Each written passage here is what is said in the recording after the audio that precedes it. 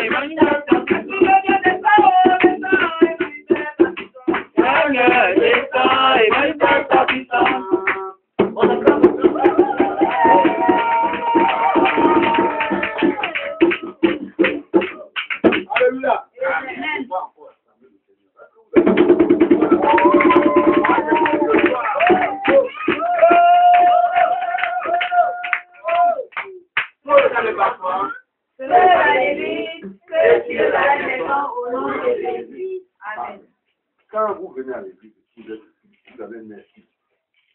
C'est pas bien. Vous rendez sur votre vie.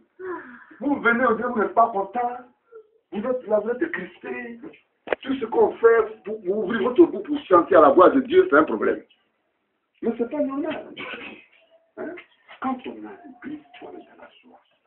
Quand on est devant le Seigneur, on est dans la joie. On doit toujours qu'on est dans la joie. Même David qui est roi, il s'est levé, il a dansé. Ah, rendons gloire à Dieu. C'est tout ce qu'on peut donner à Dieu. Il nous donne tout. Mais on peut lui donner notre voix, non pas de danse, mais on peut lui donner. Alléluia. Amen. Donc, nous allons lancer une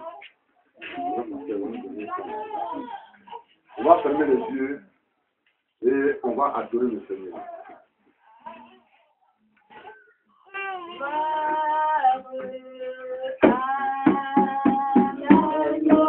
On ferme les yeux.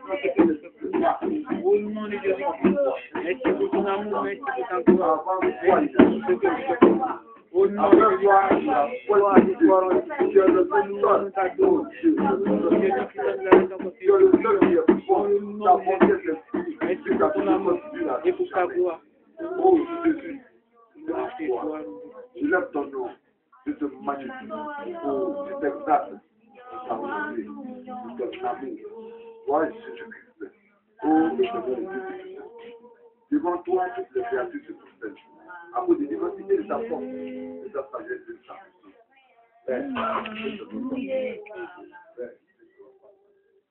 Père, que tu nous fasses.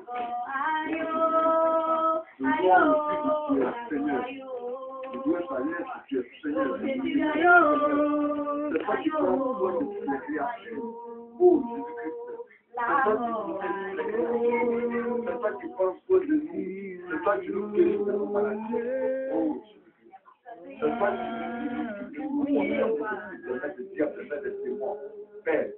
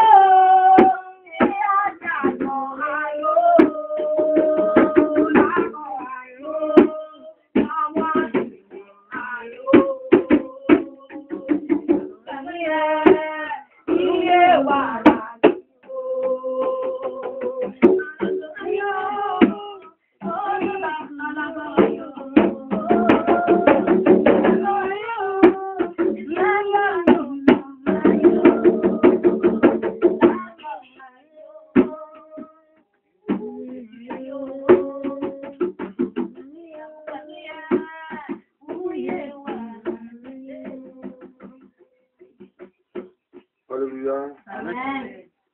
Nous allons prier pour confier le message. Nous voulons te confier notre messager du jour. Nous voulons que tu veilles sur lui et que tu utilises puissamment par lui comme le passe dans le Dieu. Oh, qu'il fasse la volonté de notre volonté pour pouvoir protéger le oh éternel Dieu. Prions pour ta puissance, mais grâce à ta vie, Selon ta volonté, gloire et honneur à toi. Au nom de Jésus. Amen. Alléluia. Amen. Je demande d'acclamer le nom de Dieu.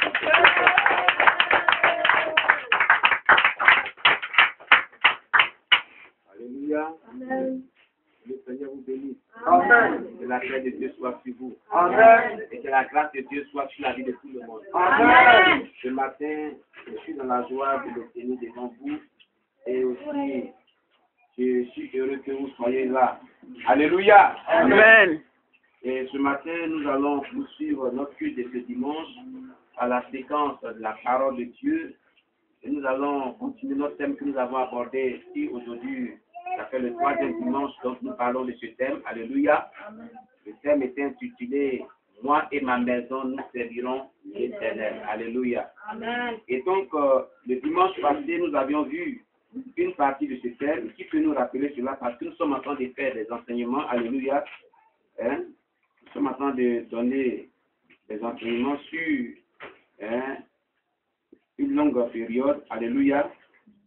Qui peut se souvenir de ce qu'on avait dit la fois passée sur ce thème? On avait parlé de quoi la fois passée? Amen. De quoi avons-nous parlé la fois passée? Qui se souvient un peu? Alléluia! Amen. J'ai bien dit. Quand on vient, il faut que. Voilà, c'est pour ça que je disais que lorsqu'on vient, il faudrait qu'on vienne avec un cahier pour prendre note. Parce que la mémoire oublie, mais les écrits restent. Si les disciples de Jésus-Christ, suivant le Seigneur Jésus, n'avaient pas pris note, on n'allait pas avoir la Bible. Matthieu a pris note de tout ce que Jésus avait fait. Donc Matthieu a rédigé l'historique de Jésus, l'histoire de Jésus. Luc a fait de même, Marc a fait de même, Jean a fait de même. Les apôtres, comme l'apôtre Pierre, l'apôtre Timothée, et les prophètes, comme le prophète Jérémie, Ézéchiel, Habakkuk et autres, Moïse, ont pris note. Et c'est par les fouilles archéologiques, historiques, que l'on a découvert les portions vraiment de la Torah, qu'on appelle véritablement les 5 livres de la Pentateuque, que la Bible aussi a aussi été rédigée. Donc si ces hommes de l'époque n'avaient pas véritablement écrit, pris note, aujourd'hui on n'aurait pas la Bible. Vous voyez ce que le diable fait? Quand Jésus a donné la parabole du semeur, c'est ce qu'il a dit, c'est une partie de la sémence dont il a parlé. Il dit le semeur, c'est celui-là qui annonce la parole de Dieu. Alléluia. Amen. Et il y a une partie qui tombe en long du chemin, les oiseaux viennent, qui collent là. Une partie tombe dans les pierres, une partie tombe dans les épines, et une partie tombe dans une terre fertile, qui grandit, qui produit, qui donne vraiment des fruits. Alléluia. Amen. Il dit que la partie qui tombe sur le long du chemin, les oiseaux viennent puis ils la prennent. C'est l'image des chrétiens qui, après avoir écouté la parole de Dieu, oublient tout ce qu'on a dit sur le message. Et c'est ça aujourd'hui. On pose la question de savoir de quoi on a parlé le dimanche passé. Personne ne peut nous rappeler de quoi on a parlé le dimanche passé. C'est grave. Alléluia. Amen. C'est grave. Si nous ne sommes pas en mesure de rappeler, de nous rappeler ce qu'on a dit le dimanche passé, c'est pas bien. Amen. Amen. Ça veut dire qu'après le dimanche, c'est fini. On ne s'occupe même plus de revoir un peu les versets bibliques dont on a parlé. on ne supprime même pas de revoir un peu dans notre esprit, parce que dans notre esprit, c'est ce qu'on a dit. Mais on est concentré sur beaucoup de choses qui ne peuvent pas apporter vraiment spiritualité à notre vie. Et quand c'est comme ça, nous ne pouvons pas grandir dans la foi chrétienne. Nous ne pouvons pas mûrir dans la foi chrétienne. Nous resterons toujours des bébés chrétiens. L'objectif de ces messages qui sont donnés aujourd'hui, c'est de faire de vous les disciples, comme on l'a dit le dimanche passé. Alléluia. Amen. Alléluia. Amen. Qui peut se rappeler au moins de quelque chose qu'on a dit le dimanche passé qui l'a marqué? Quand quelque chose te marque, quelque chose te touche, tu n'oublies pas cela. Alléluia. Qui peut se rappeler de ce qui l'a touché le dimanche passé? Dans tout ce qu'on a dit. Amen. Personne. Mais est-ce que ça vaut la peine de donner encore des messages ici? Alléluia. Amen. Je prends l'exemple d'un maître qui se trouve devant des élèves et qui l'enseigne. Et qu'au fur et à mesure, après une semaine, il faut une question, personne ne peut répondre. Est-ce qu'il sera encouragé de continuer? Alléluia! Est-ce qu'il sera encouragé de continuer? Pourtant, si on disait que véritablement, il y a un concours à passer pour rentrer à la fonction publique, et ce concours-là, il y a un petit document qui coûte même 50 000 francs, si on dit 50 000 francs, un document de 5 pages. Et ce concours-là, si tu l'as reçu, tu seras fonctionnaire et tu seras payé à 500 000 francs. Si ce document-là coûte 50 000 francs, on dit que c'est ce document-là qu'il faut poser, et puis vraiment, on va te poser les questions. Et c'est dans une semaine, on va t'évaluer. Alléluia. Amen. Les gens qui vont aller prendre crédit pour payer ce document de 50 000 francs. Ils ne vont même pas dormir, ils vont payer pour apprendre les 24 pages de ce document, le mémoriser par cœur. Et une semaine après, quand on va poser les questions, ils vont répondre de manière pragmatique, de manière vraiment correcte, sans faute. Ils vont réussir à quelque chose. Pourtant, Dieu, il est plus que tout ça. Sa parole est plus que tout ça. Le secret d'une vie chrétienne réussie est la vie chrétienne dont l'auteur, c'est-à-dire celui qui s'engage dans cette vie chrétienne, mémorise les versets bibliques. Le secret de pouvoir avoir la victoire sur l'ennemi passe par la connaissance véritable de la parole de Dieu. Parce qu'on enseigne pour que vous puissiez vraiment avoir la connaissance de la parole de Dieu. Le diable connaît la parole de Dieu que vous. Vous ne savez pas ça?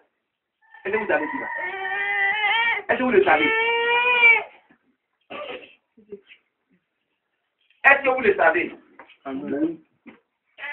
Si c'est que le diable connaît la parole de Dieu, que vous. Oui, c'est présent. Oui, vas-y. Dans Job. Amen. Vous voyez, un jour, je venais de selon Matthieu chapitre 4, prenez Matthieu chapitre 4, verset 1 à 11. Ce n'est pas le message.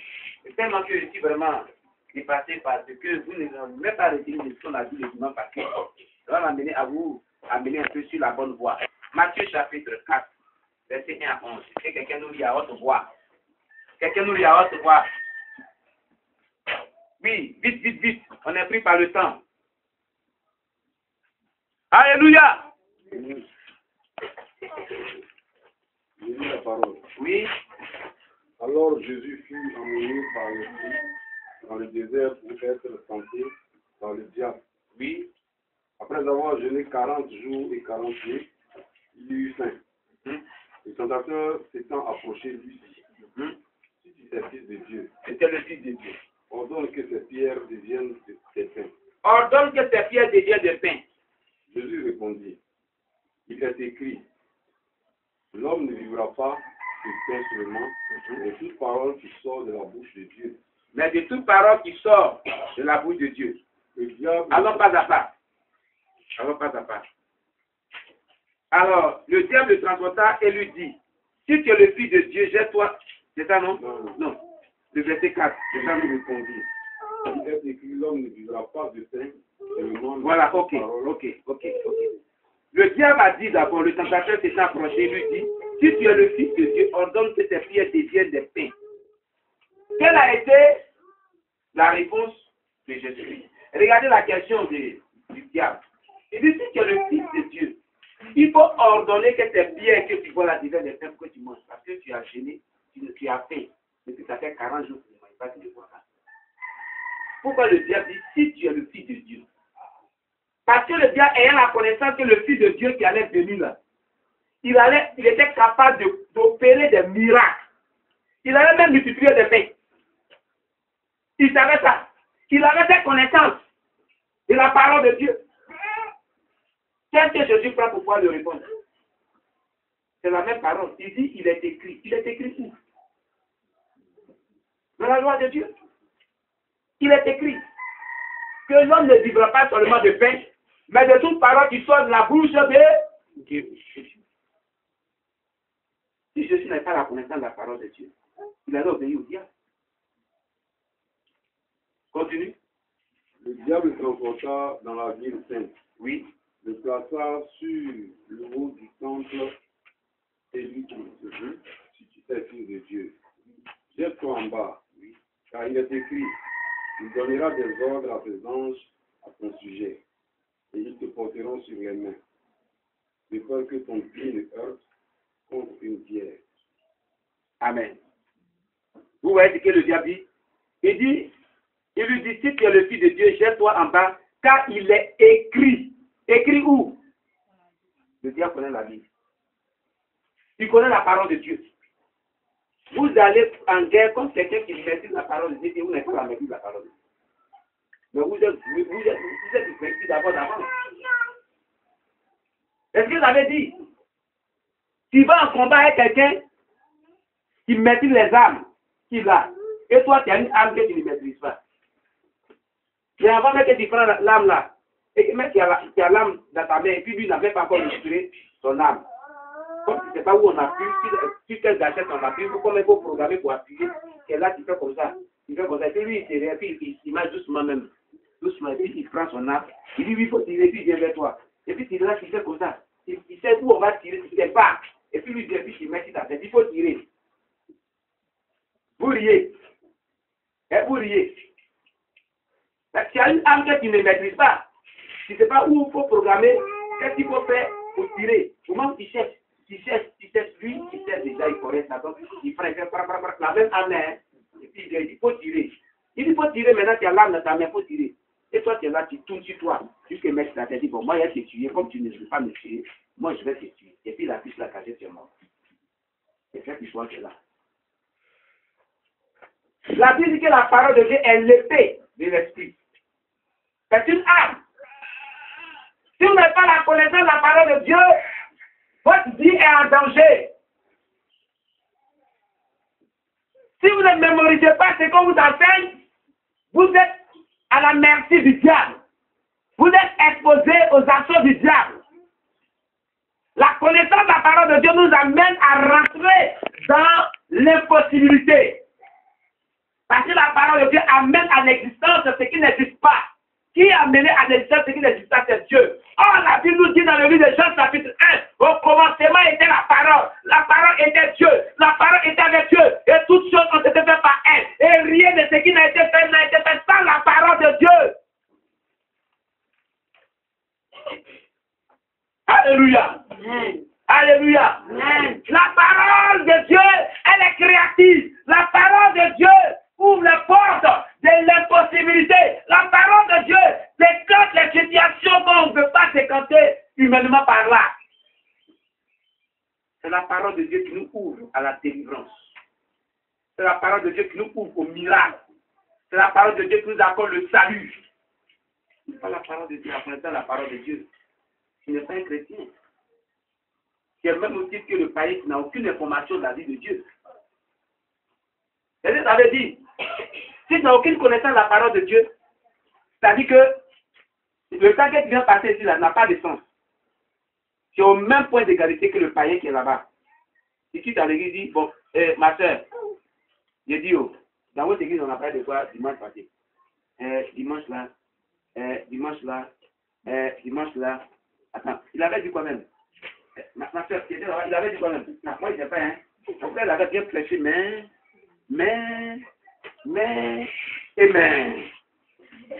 Alléluia. Amen. Il va dire, mais. D'accord. Et dimanche passé, qu'est-ce qu'il avait dit? Ah, dimanche passé, il avait dit aussi bien, mais. La fille va dire, bon, moi, je ne suis pas parti. Il n'a aucune connaissance. Toi, tu es parti, il n'a aucune connaissance. Je nous deux là. Qui t'es parti pour nous? Viens, on va t'asseoir. Parce que tu es au même pied d'égalité que moi. Ce n'est pas une vie chrétienne, ça. La vie chrétienne, ce n'est pas du réchauffer. On ne vient pas pour chauffer les bancs. Mais elle se vit. Elle se pratique. Alléluia. Continue pour terminer. Jésus lui dit, il est aussi écrit. Il est aussi écrit. Tu ne tenteras point le Seigneur ton Dieu. Tu ne tenteras point le Seigneur ton Dieu. Le diable le transporta encore sur une montagne très élevée. Lui montra tous les royaumes du monde et leur gloire. Et lui dit, je te donnerai toutes ces choses si tu te prosternes et m'adores. Si tu te prosternes et m'adores. Jésus lui dit, oui, retire-toi, Satan, car il est écrit, tu adoreras le Seigneur ton Dieu et tu le serviras lui seul. Oui. Alors le diable le laissa et voici des anges vinrent auprès de Jésus et le servirent. Très bien. Si tu veux que les anges soient à ton service, il faut combattre le diable avec la parole de Dieu. Jésus a combattu Satan, a affronté Satan là, avec la connaissance de la parole de Dieu. Quand Satan dit, voilà ce qu'il écrit, il est écrit aussi comme cela. Quand Satan dit ça, voilà, il dit, il est écrit comme cela, puis il retourne, il lui porte avec ce qui est écrit. Satan tord le sens de la parole de Dieu. Lui, il regrette des choses. Il a dit, il faut se prosterner, m'adorer, dit. Il a écrit que c'est l'éternel Dieu seul qu'on doit adorer. Rien de moi, Satan. Alléluia. Amen. Il est obligé de partir, parce que c'est la vérité. Devant la vérité, il n'y a pas de résistance. Quelqu'un peut mentir, mais quand vient la vérité, il est désarmé. Il devient froid. Donc la vérité, c'est ça la vie dit, Jésus dit, vous connaîtrez la vérité et la vérité vous affranchira. C'est bon? Jean chapitre 10, verset 36. Alléluia. Alléluia. Amen. Et la vérité qu'on doit connaître, c'est la parole de Dieu. Vous connaîtrez la vérité et la vérité vous affranchira. Alléluia. Amen. Jean chapitre 8, verset 32. Et Jean chapitre 8, verset 36 dit que si donc le Christ vous affranchit, vous serez réellement libre. Jean 8, verset 32 dit, vous connaîtrez la vérité et la vérité vous affranchira. Jean 8, verset 36 dit, si donc le Christ vous affranchit, vous serez réellement libre. Ah, vous connaîtrez la vérité. Et cette vérité va vous on dirait que vous n'êtes pas vivant. Des fois, on est venu enterrer quelqu'un bien. Vous connaissez la vérité et la vérité va vous Vraiment, vous n'êtes pas affranchi. Ce matin seulement, en tout cas, dimanche partout, vous étiez bien affranchi, mais ce matin-là, vraiment. Alléluia! Amen. Être affranchi, c'est quoi? Oui? C'est être libre de toujours. Être affranchi, c'est être libre de toujours. Donc, ça parle de la liberté, de tout ce qui est foi qui fait sur nous. Ça parle de la délivrance. Il dit, vous connaîtrez la vérité. Donc, la vérité qu'on va connaître, c'est quoi? C'est la parole de Dieu. Quand tu vas avoir la connaissance de la parole de Dieu, cette parole-là va t'affranchir de tout fardeau qui fait vivre ta vie. C'est ce que ça veut dire. Donc, la connaissance de la parole de Dieu nous libère de tout ce qui est fardeau, tout poids qui fait sur nous. Ton poids qui fait sur ta vie, soit c'est la maladie, soit c'est la possession démoniaque, soit c'est le blocage financier, soit c'est la malédiction, soit c'est la possession, c'est l'oppression démoniaque, soit ce sont des échecs répétés. Voilà ton poids peut-être. Toi, c'est le célibat ou même mari de nuit. Alléluia. Amen. Alléluia. Amen. Mais c'est la foi que tu vas connaître là qui va t'affranchir. Vous voyez? Vous voyez? Alors, bien aimé, vraiment, quand on parle qu'on n'obéit pas à cela, il y a un problème. Dimanche passé, qui se souvient qui a dit que venez avec les cahiers pour prendre note? Qui se souvient qui a dit ça? Ok. Où sont vos cahiers pour prendre note? Qui envoie son cahier pour prendre note? Et qui est là pour prendre note? Ah, mais tout ce qu'on est là dit là, c'est pour prendre note. Alléluia. Amen. Si vous ne prenez pas note, c'est difficile. Une chose est de prendre note, mais une autre chose est que quand il va à la maison, il faut relire simplement même ce qu'on vient de dire. On va rester. Amen. L'élève qui n'apprend pas de leçons, est-ce qu'il travaille à l'école? Pour rien. Non, attendez, ne vous précipitez pas. L'élève qui n'apprend pas ses leçons, d'abord, qu'il ne copie même pas ses leçons. Alléluia. Ou qu'il copie même, tu ne suis pas les cours. En plus, ne copie pas les leçons. En plus, n'apprends pas tes leçons. Quand cet élève-là, directeur, on a un pédagogue ici. On va répondre à d'autres places. Directeur, est-ce qu'il peut travailler? Il ne peut pas travailler. Il ne peut pas. Il y a aussi des élèves génies. Oui, il y a les élèves génies. Il est en classe, il n'est pas rien, il est là. Tout ce qu'on dit là, ça fait ça. Oui. Dès qu'on dit quelque chose de primaire, il n'a même pas un cahier. Il n'a pas un cahier. Ça, c'est des cas exceptionnels. Amen. Mais j'ai posé une question similaire à cela. S'il y avait un élève génie ici, dans notre classe ici, les disciples là, il allait nous répondre. C'est quoi on a parlé le dimanche passé. Or, en part de ce genre de questions, l'élève, il n'a pas appris, il n'a pas copié, il retient tout. Il dit, moi, monsieur, dimanche passé, on a parlé véritablement de Josué chapitre 24, verset 15. Et on a pris un autre passage, qui avait deux passages du but. C'est Matthieu chapitre 28, verset 18 à 20. C'est ces deux passages, pasteur, que tu as prêché. On dit, cet élève-là, il a vraiment un génie. On dit, mais qu'est-ce que j'ai dit? Il va dire non. Quand on a lu le passage, on a dit, Josué a dit, moi et ma maison, nous servirons l'Éternel. Et qu'est-ce que cela veut dire?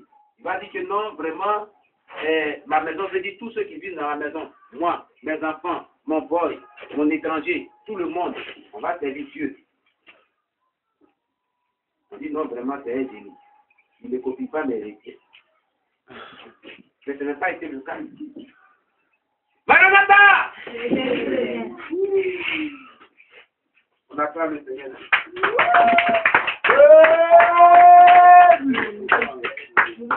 Feu dans les bas-fonds, feu dans l'église, que Dieu dans les maisons. Amen. Bien.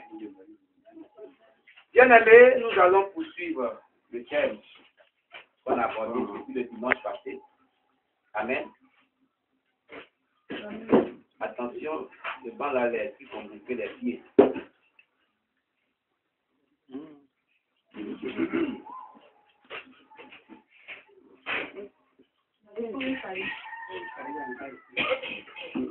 Vous me changez de bain. Alléluia. Bon, il y a de la place, c'est pas tout. Vous pouvez changer. Amen. Ok. Que Dieu soit loué. Amen. Aujourd'hui, nous allons voir avec quoi pouvons-nous servir l'Éternel et être prospères.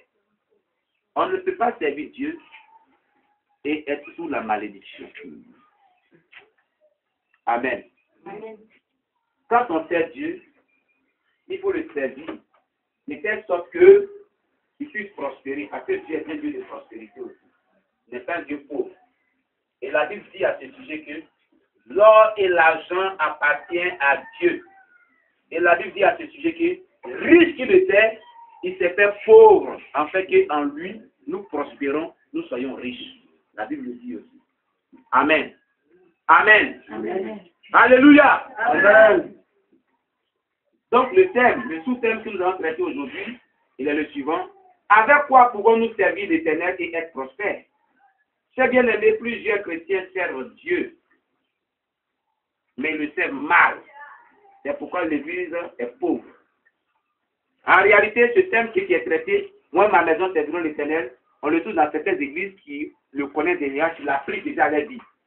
Mais ils servent Dieu mal parce qu'ils ne le servent pas avec vraiment les principes bibliques pour pouvoir vraiment prospérer. C'est pour cela que l'Église est pauvre aujourd'hui. Le corps de Christ est pauvre aujourd'hui. En temps normal, le corps de Christ devait être prospère et c'est le corps de Christ qui pouvait vraiment soutenir l'œuvre de Dieu. Alléluia. Amen. Mais le corps de Christ est pauvre. Donc, le corps de Christ ne peut pas s'imposer dans une nation où ce corps de Christ-là est pauvre. Alléluia. Amen. Et c'est le corps de Christ qui tend la main. On a une croisade d'évangélisation, un séminaire. Bon, puisqu'il n'y a pas les moyens, on s'en vers les satanés, les francs-maçons là pour dire, bon, pour venir parrainer notre cérémonie. C'est la pauvreté du corps de Christ qui fait ça. Hein? Parce que le corps de Christ n'a pas les moyens, ils doivent chercher les autorités francs-maçons là pour dire, venez parrainer notre cérémonie. Alléluia. Amen. Voilà le problème. Vous n'avez jamais vu ça? Vous n'avez jamais vu ça? Et le franc-maçon, il est content. Il vient dire, voilà, quand les dit, ils sont pauvres. Pauvres! Ils pensent que c'est faux. Il vient. Il envoûte l'assemblée bien. Il fait des incantations bien. Oh, le pasteur Chanli, le prophète Chanli. Il y a dimanche, il y a un problème, il y a un couple ici, où j'étais là. Il y a un collègue à qui, l'année suis passée, je crois, le premier dimanche, qu'on avait l'agapé, quand était de l'autre côté, celui qui était venu prêcher. Alléluia. Il dit dans son église, on était entre les collègues pasteurs, puis il a rendu ce témoignage. Il dit, souffrez trop. Et il y avait un monsieur, c'est un béninois. Mais il n'y a pas quelque chose qu'il ne donne pas dans l'église. Les bancs, celui qui l'a fait. Quand on dit quelque chose, c'est lui seul. Quand il vient de soutenir, il n'y a pas quelqu'un qui va donner aussi. Il ne comprenait pas. Quand on appelle notre institut pastoral et qu'on a passé notre bac en théologie, moi j'ai déjà le diplôme de missiologie. J'étais missionnaire de l'Institut biblique des missionnaires en Jésus-Christ, c'est le premier diplôme que j'ai eu. Alléluia. Maintenant, il passait mon bac en théologie. Et je l'ai passé avec ce prophète aussi. Et il dit, c'est lui qui a payé ses cours, ce fidèle-là. C'est lui qui l'a habillé, a payé ses vêtements pastoraux pour sa sortie, sa consécration, celui qui a payé tout, sa graduation, disons. Le diplôme qui est aux États-Unis, il est cher.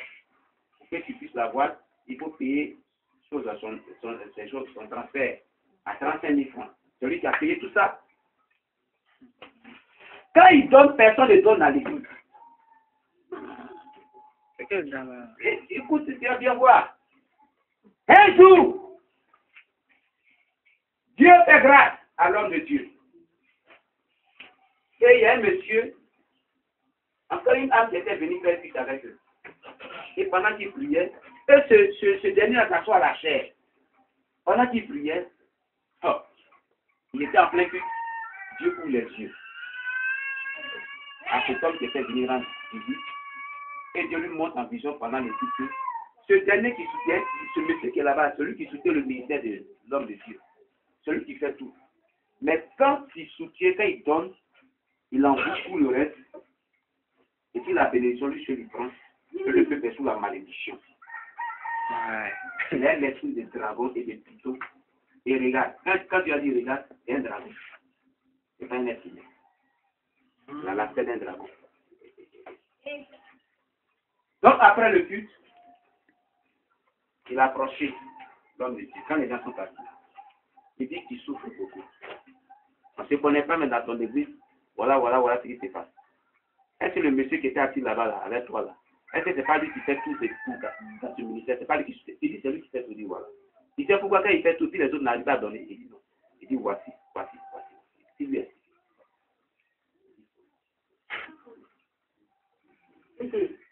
Alléluia. Amen. Vous voyez, c'est pour cela qu'on va aborder le thème sur le discipulat. Vous allez comprendre qu'un homme de Dieu seul ne peut pas manifester tous les dons spirituels. Il lui faut au moins des gens qui ont les dons de vision aussi, s'il n'a pas les dons de vision. Alléluia. Pour l'aider. Si ce monsieur-là n'était pas là, est-ce qu'il allait savoir ce qui est écrit? Oh, c'est un prophète que Dieu utilise puissamment. Mais il n'a pas le don de vision. Il a le don de parole de connaissance, mais Dieu lui dit, il n'a pas révélé cela. Alléluia. Amen. Alors, ce bien-aimé lui a dit, voilà ce que tu vas faire. Il faut poser une nation prophétique dans l'église. Viens une nuit, toi seul, et pose une nation prophétique. Et prie contre l'esprit des dragons qui fait ça. L'esprit de vaudou qui fait ça. Il a prié, Dieu va t'inspirer, il a prié, Dieu l'a prié, et une nuit tard dans la vie, il est venu à minuit, il a prié, il a posé une nation prophétique avec une notion, il a prié sur l'église, il a prié sur les bandits, toutes les armes à partir de toi prospérer. Si quelqu'un fait cela et qu'il ne peut pas changer, Dieu soit le juge entre lui et ce peuple. C'est facile. Oh. Le dimanche qui a suivi, ça me dit, le dimanche qui a suivi, alors bien-aimé, on dit donner, le premier a donné toujours. Il a donné la donner. Quelle est partie la soie? La puissance de Dieu est tombée sur le corps. Il me répondait un serpent contre la terre. Il va commencer à remplir des serpents. Il va commencer à confesser sur tout ce qu'il faisait. Tout le monde est tout. Après, c'est retrouvé gravement malade, a failli mourir. Le pasteur est parti prier pour lui. Quand il s'est guéri, il ne met plus pied dans le Il n'est pas prêt. Mais il dit, il n'est pas prêt à Il n'est pas laisser. prêt. Il m'a indiqué là où il est. C'est un couturier. Il est vraiment massif. Et tous les couturiers qui sont dans la zone, ne pensent pas que ce n'est pas lui. Et qu'elle est quelque part, celui qui doit prospérer. Alléluia. Amen. Vous voyez? Donc, il est important de savoir comment il faut servir Dieu. Avec quoi il faut servir Dieu pour être prospère. Alléluia. Donc, les chrétiens servent mal Dieu. Amen. C'est pourquoi l'église est pauvre. Nous ne devons pas servir Dieu.